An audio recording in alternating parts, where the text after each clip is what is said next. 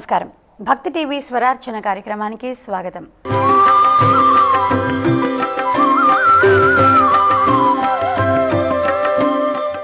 అనునిత్యం తమ మధురమైన గళాలతో మనందరినీ అలరిస్తున్నటువంటి ప్రముఖ గాయని గాయకుల స్వరాంతరంగాల ఆవిష్కరణే ఈ స్వరార్చన కార్యక్రమం. ఈనాటి స్వరార్చన కార్యక్రమంలో ప్రముఖ గాయకులు ఎంతోమందికి స్ఫూర్తిదాయకులు అయినటువంటి శ్రీ కె రామాచారి గారితో ఈనాటి స్వరార్చన.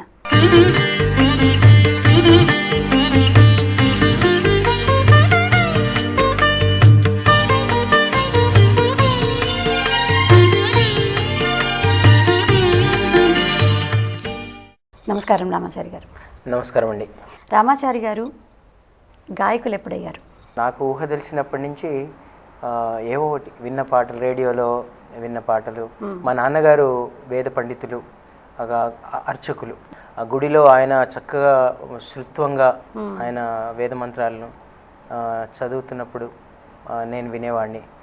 చాలా బాగుండేది మా నాన్నగారి కంఠం, చాలా గంభీరంగా శృత్వంగా. అది నాకు ఆ శృతి అనేది అప్పుడే తెలిసింది. దాని తర్వాత మా అమ్మగారు బాగా పాడతారు.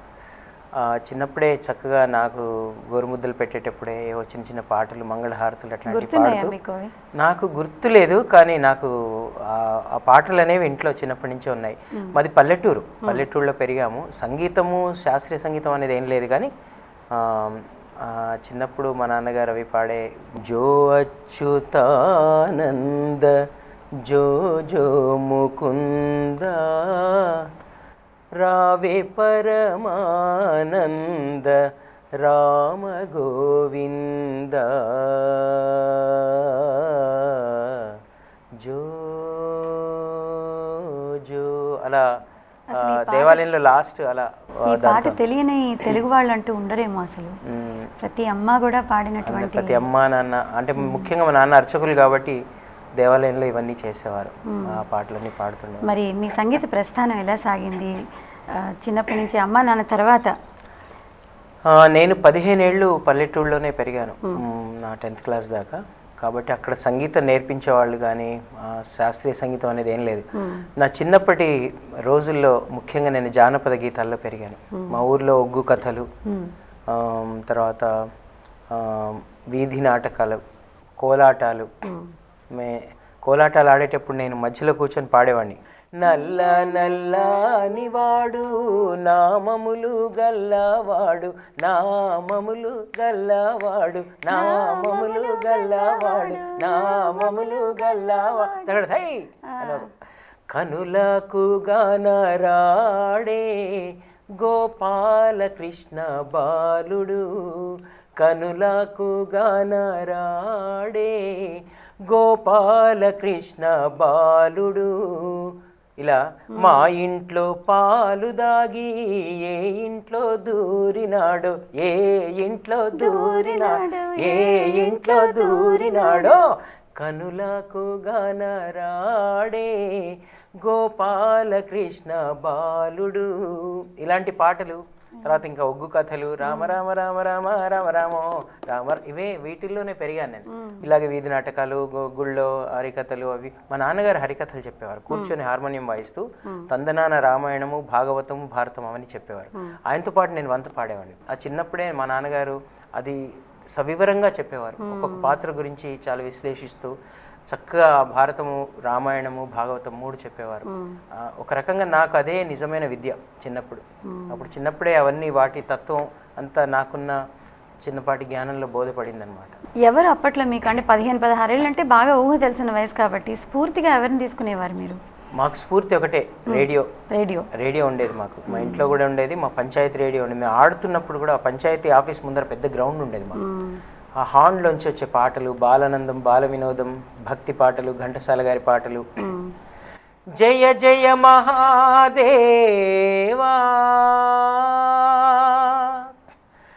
శంభో సదాశివా ఆశ్రిత మందారా శృతి శిఖర సంచారా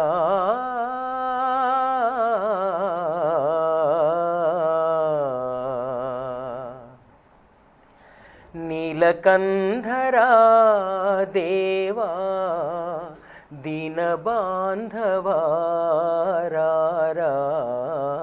నన్ను గావరా సత్యసుందరా స్వామి నిత్య నిర్మలా పాహి నీలకంధరా దేవా దీనబాంధవారా నన్ను గావరా. ఈ పాటలన్నీ రేడియోలో విని విని విని నేర్చుకున్నాను నేను. చాలా ప్రదర్శనలు ఇచ్చారు కదా, ఘంటసాల గారి భక్తి సంగీతం కూడా చాలా చాలా పాడారు. వాటిలో మీ అనుభవాలు కొన్ని. నల్లని మేని నగవు చూపులవాడు, నల్లని మేని నగవు చూపులవాడు, తెల్లని కన్నుల దేవుడు, నల్లని మేని నగవు చూపులవాడు.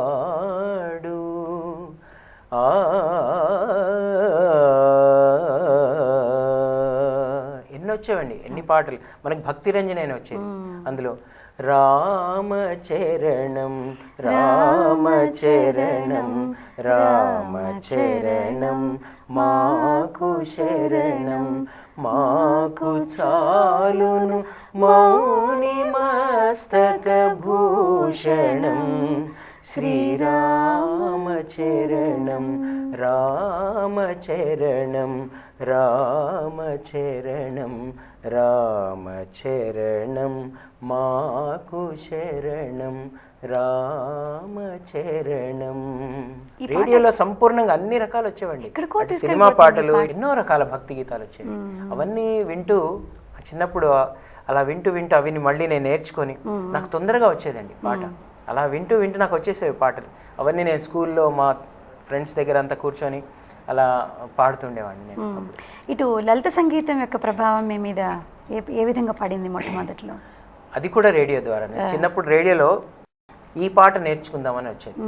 మీకు బాగా గుర్తుంటే మహా లలిత సంగీత విద్వాంసులు గాయకులు శ్రీ చిత్తనంజన్ గారు మాస్టర్ గారు చెప్తుండేవారు. అప్పుడు నేను ఆ లలిత సంగీత శిక్షణ అని ఉండేది. అప్పుడు నేను ఆ రేడియో దగ్గర కూర్చొని గబగబా పెన్నుతో రాసేసుకొని, అప్పటికి ఈ టేప్ రికార్డర్స్ ఇలాంటివి ఏం లేవు మనకి. ఏమైనా అలా వినడము, జ్ఞాపకం పెట్టుకోవడము, ధారణ, ఆ మెమరీ అది పెట్టుకొని పాడడమే. ఈ అద్భుతమైనటువంటి గళంలో ఒక త్యాగరాజస్వామి వారి కృతి వినాలని నాకు బాగా గుర్తుంది. నేను మ్యూజిక్ కాలేజీలో చేరి నేర్చుకున్నాను. అప్పుడు మా ప్రిన్సిపల్ గారు మహోపాధ్యాయ నూకల చిన్న సత్యనారాయణ గారు, మహానుభావులు ఆయన, ఎన్నో బుక్స్ రాశారు. ఆయన మమ్మల్ని అందరినీ గ్రూప్గా ఒక కీర్తన నేర్పించారు. చాలా బాగా గుర్తు. తులసీ దళములచే సంతోషముగా పూజింతు, తులసీ దళములచే సంతోషముగా పూజింతు, తులసీ దళములచే సంతోషముగా పూజింతు, తులసీ దళములచే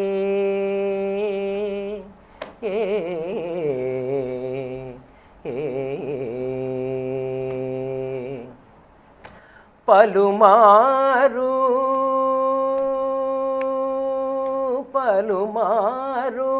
చిరకాలము, పలుమారు చిరకాలము పరమాత్ముని పాదములను, పలుమారు చిరకాలము పరమాత్ముని పాదములను, తులసీ దళములచే సంతోషముగా పూజింతు, తులసీ దళములచే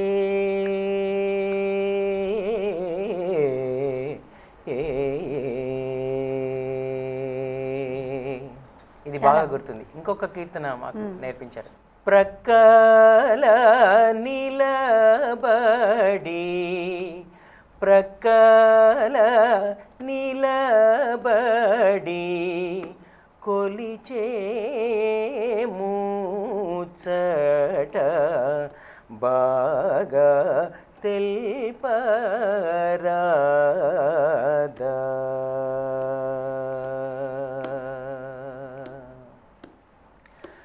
ప్రక్కల నిలబడి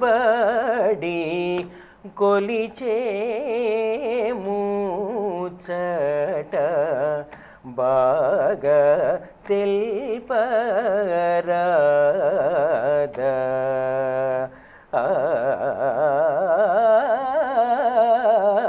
ప్రక్కల నిలబడి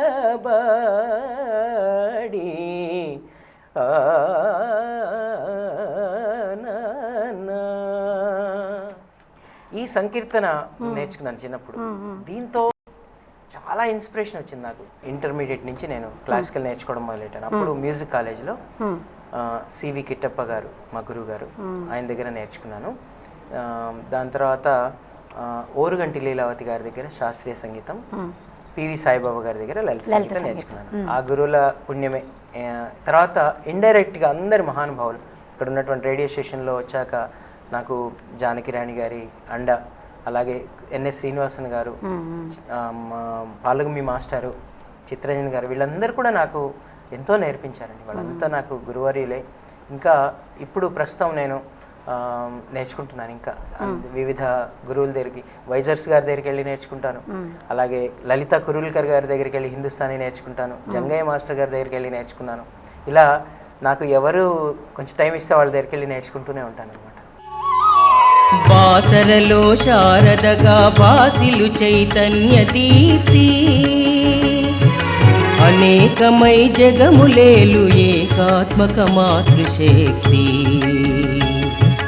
బాసరలో శారదగా బాసిలు చైతన్య దీప్తి,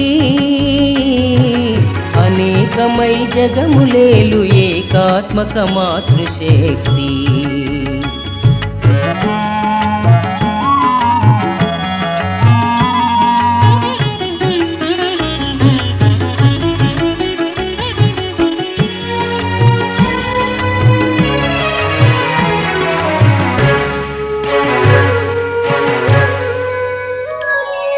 వేకువతో మెల్లమెల్లగా చీకటి చీకాకులు చీల్చేనును వెచ్చని దౌజ్ఞాన జ్యోతి దినమణి. వాణికి నా మేలు కొలుపు.